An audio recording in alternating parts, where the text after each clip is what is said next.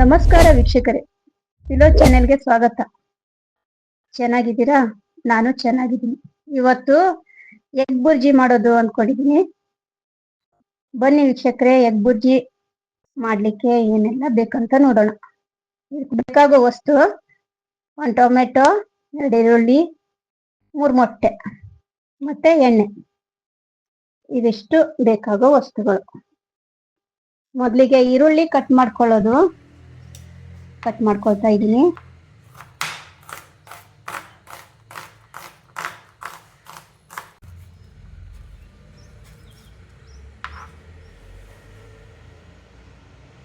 ನಂತರ tomato cut ಮಾಡ್ಕೊಂಡಿದ್ದೀನಿ.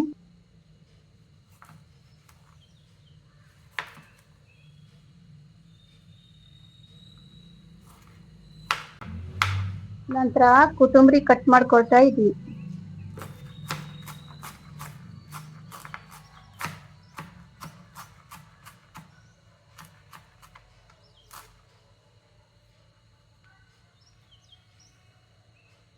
ನಂತರ ಗ್ಯಾಸ್ ಮೇಲೆ ಬಾಣಲಿ ಇಟ್ಟು ಎಣ್ಣೆ ಹಾಕಿ, ಎಣ್ಣೆ ಕಾದ ನಂತರ ಈರುಳ್ಳಿ ಹಾಕಿ ಚೆನ್ನಾಗಿ ಈರುಳ್ಳಿ ಹುರ್ಕೊಂಡಾದ್ಮೇಲೆ ಟೊಮೆಟೊ ಹಾಕಿ ಎಣ್ಣೆಲಿ ಚೆನ್ನಾಗಿ ಹುರ್ಕೊಳ್ಬೇಕು.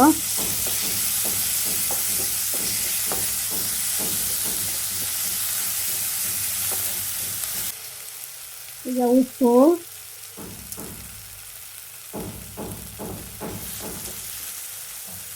ಅರಿಶಿನ ಪುಡಿ,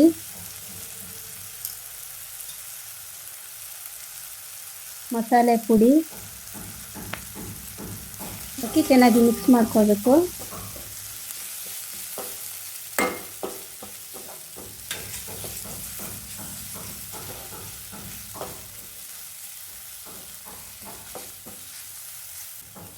ಮೂರು ಮೊಟ್ಟೆನ ಒಡೆದು ಬಾಣಲಿಗೆ ಹಾಕಿ ಚೆಂದಾಗಿ ಮಗ್ಸ್ತಾ ಇರಬೇಕು.